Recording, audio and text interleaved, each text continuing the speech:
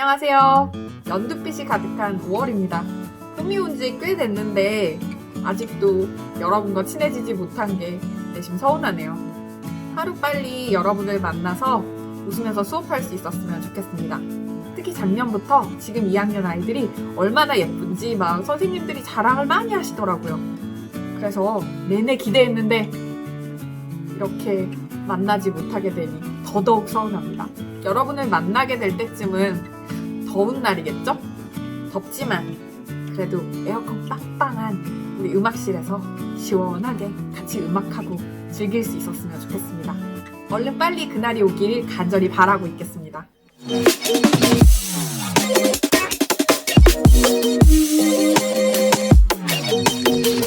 오늘은 판소리 두 번째 시간입니다.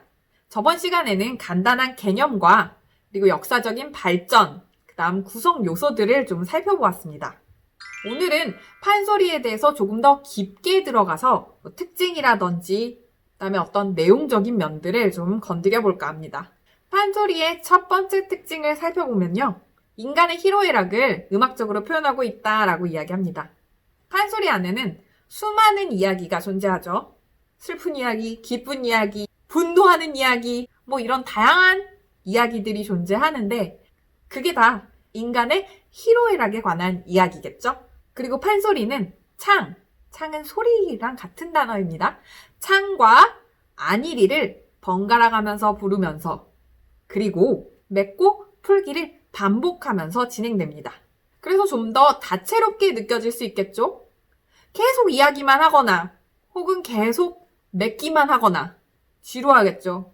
이게 반복되면서 좀 지루함을 덜어준다고 생각하면 되겠네요.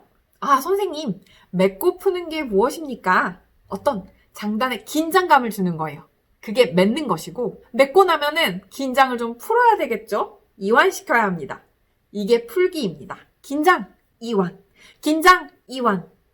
이게 맺고 풀기입니다. 판소리를 들으면요. 그 안에 이야기도 있고요. 소리꾼이 워낙 그 슬픔, 기쁨 등을 정말 잘 표현해냅니다.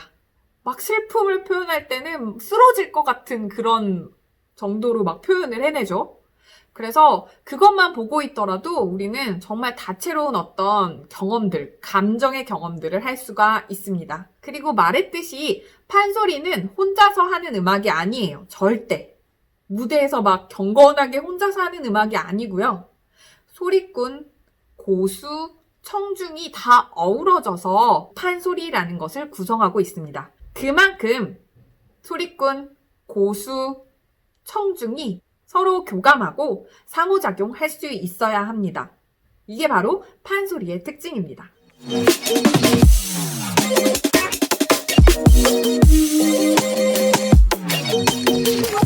판소리가 언제 만들어졌다, 언제 발생되었다라고 했죠? 조선 중기쯤이라고 말했습니다. 이 판소리가 발생하는 17세기 정도에는요. 서민층을 기반으로 한 민속예술이었습니다. 서민이 즐기던 음악이었다라고 보시면 되겠습니다. 기존의 서민들이 즐기던 판소리에 새로운 사설들이 추가되고요. 음악적인 어법이 확장되면서 표현 능력이 훨씬 더 늘어납니다. 그러면서 19세기에 오면 판소리가 전성기를 맞이하게 되는데요. 그럼 이제 19세기에는 서민들만의 어떤 음악적인 장르가 아니라 이제는 양반, 중인, 부호층 이 사람들 모두가 즐기는 민족 음악의 형태로 나타나게 됩니다. 판소리는 어떻게 발생되었을까요? 판소리의 유래에 대해서 조금 살펴보면요. 여러 가지 설이 있습니다. 4가지만 소개를 해드리겠습니다. 첫 번째는 문장체 소설에서 판소리가 발생되었다라고 보는 입장입니다. 이것은 소설이 발달하면서 그 소설이 판소리에 영향을 주었을 것이다. 그러니 소설이 먼저고 판소리가 나중이다 라고 보는 입장입니다. 두 번째는 무굿으로부터 판소리가 발생되었다라고 보는 설입니다. 무당이 굿을 버리면 거기서 노래를 하게 되어 있습니다. 어떤 원혼을 달랜다거나 이러한 것들을 하면서 음악을 이용하게 되는데요. 여기에서 발생한 것이 판소리다라고 보는 설입니다. 세 번째는요. 광대 소리로부터 판소리가 발생되었다라고 보는 설입니다. 광대 소리는 여러분이 아는 그 광대 맞습니다. 뭐 줄타기 하거나 재주를 부리거나 이런 광대들이 하는 소리에서 판소리가 발생되었다라고 보는 입장입니다. 마지막으로는요, 근원설화로부터 판소리가 발생되었다라고 보는 설입니다. 옛날 아주 오랜 옛날에 이런 사람이 살았어. 근데 이 사람은 이렇게 되었대. 저 사람은 저렇게 되었대. 막 그런 신기한 이야기들 많이 듣잖아요. 막 이렇게 정설로 기록되어 있지 않은 그런 것들. 그런 것들에서 판소리가 파생되었다라고 보는 입장입니다.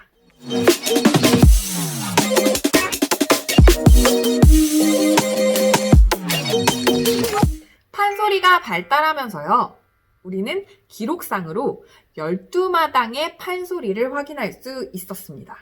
송만제의 관위라는 기록에 이 12마당이 소개되고 있습니다. 12마당 보이시나요? 이 12마당이 있었던 것이 지금은 5마당만 남았습니다. 왜 그랬을까요?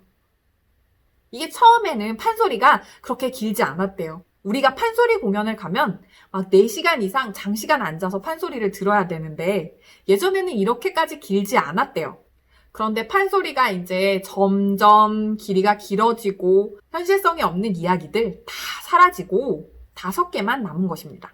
여기에 양반들이 이 판소리라는 걸 즐기기 시작하면서 충, 효, 의리, 정절과 같은 조선시대의 유교적 가치관을 가진 이야기들만 남아서 결국 5마당이 되었다라고 이해하시면 되겠습니다. 그럼 5마당이 무엇인지 알아봐야 되겠죠? 상식 문제에 굉장히 많이 나오죠. 현존하는 판소리 5마당을 이야기해보세요 라고 말하는 상식 문제가 많이 나오는데요. 춘향가, 심청가, 흥보가, 수궁가, 적벽가 이 5가지 여러분도 외워두시면 좋겠죠?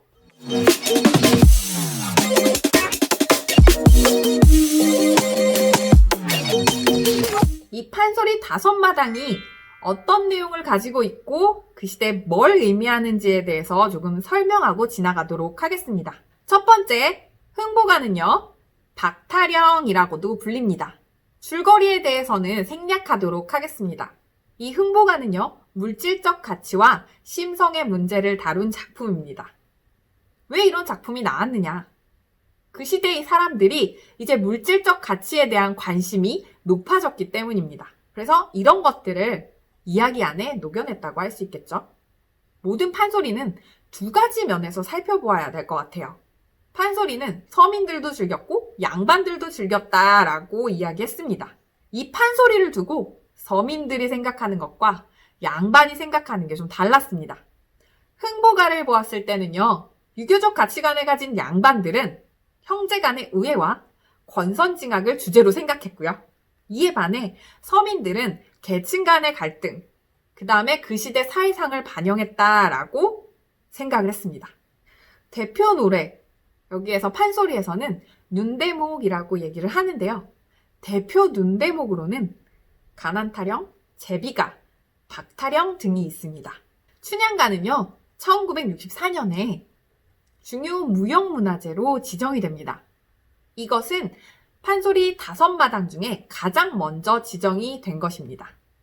그만큼 춘향가의 위치는 꽤나 높다고 볼 수 있습니다.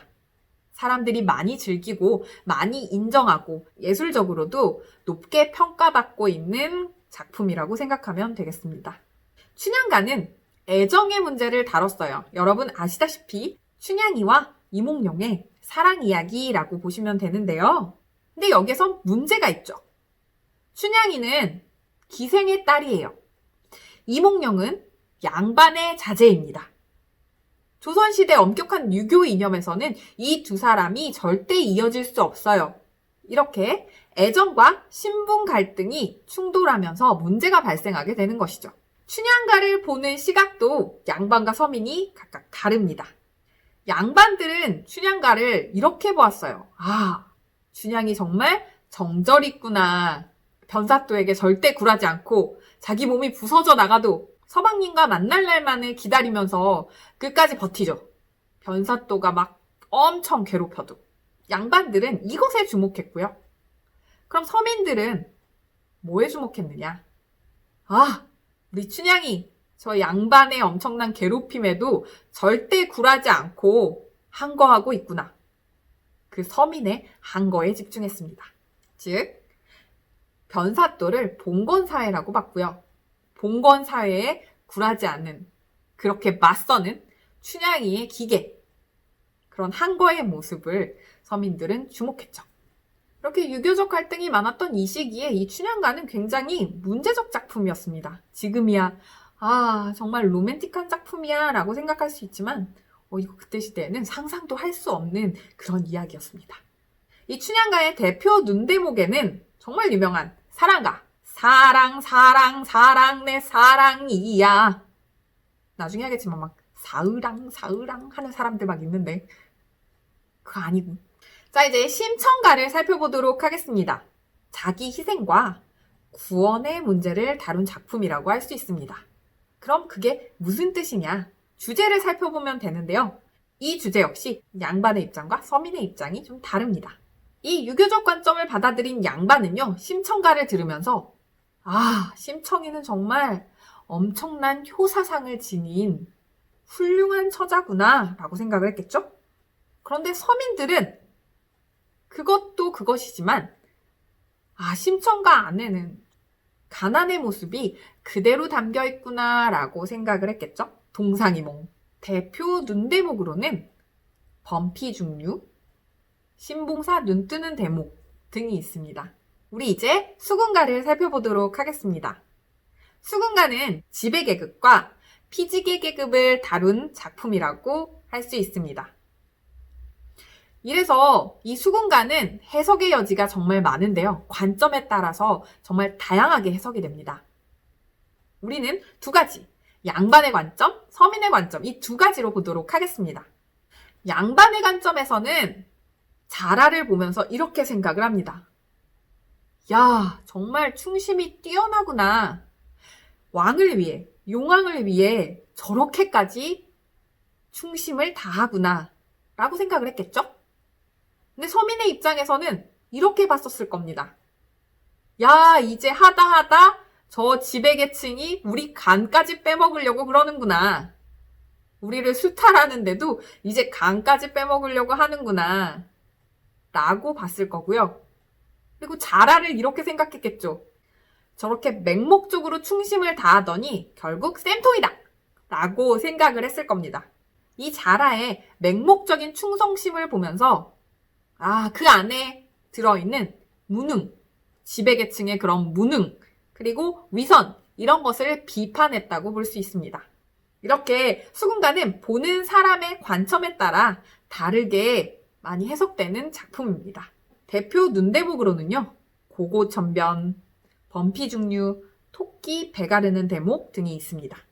마지막으로 적벽가는요, 중국 소설 삼국지연이에 나온 적벽대전을 묘사하고 있는데요. 이걸 가져와서 판소리적으로 재창조했다고 보시면 됩니다. 특히나 이 적벽가는요, 양반층이 굉장히 사랑했습니다. 이 적벽가가 처음 발생했을 때는요, 서민의 목소리를 담아내고 있다라고 평가를 할 수 있었는데요. 왜냐? 그 내용을 살펴보면 군사들의 모습을 하나하나 상세하게 묘사하고 있기 때문입니다. 그러던 것이 양반이 즐길 것 같은 그런 스타일로 바뀝니다. 음악적으로도 강한 발성에 한자어가 많이 섞인, 그러니까 우리가 들으면 우리 지금 한자어 많이 모르잖아요. 저게 무슨 말이지? 막 이렇게 됩니다. 그래서 양반들은 이 적벽가를 어마무시하게 사랑했죠. 이 역시도 양반이 생각하는 주제와 서민이 생각하는 주제가 다릅니다. 양반은 충과 의가 여기에 주제이다라고 생각을 했고요. 서민 계층은 조조로 대표되는 지배계층을 비판하고 풍자하는 주제로 생각을 했습니다. 대표 눈대목으로는요, 삼고초령, 적벽화정, 동남풍 비는 대목, 세타령, 군사점고 대목 등이 있습니다.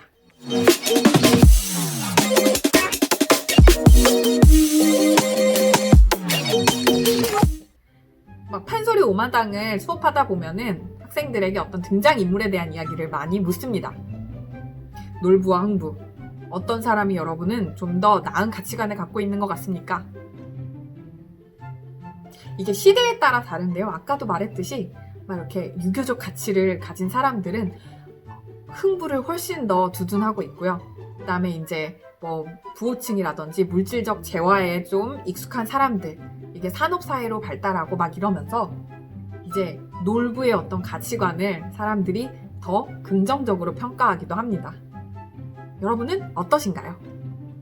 놀부가 나은가요? 흥부가 나은가요? 어떤 사람이 더 나을까? 막 어떤 친구들은 이러죠. 아, 흥부, 그 집안도 별로 안 좋고 돈도 없으면서 애만 엄청 많이 낳고 막 이렇게 평가하는 친구들도 많이 있는데요. 근데 이게 좀 보다 보면은 흥부가 뭐 이렇게 아무것도 안 하고 놀고만 있었던 건 아닌 모양입니다. 이야기를 좀 많이 들어보면 흥부도 뭔가를 해보려고 했으나 사회적으로 뭔가 이렇게 막 길이 열리지 않았던 모양입니다. 그러면 어떻게 해야 되지? 자, 오늘은 판소리를 조금 더 깊이 있게 보았습니다. 판소리에 대해서 조금 더 이해가 많이 되셨나요?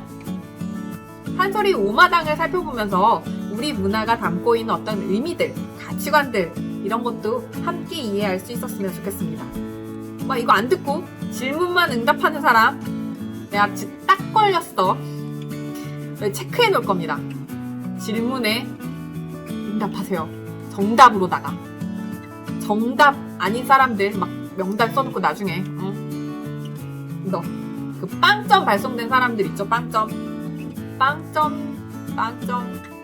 두고 봅시다. 오늘은 여기까지. 안녕.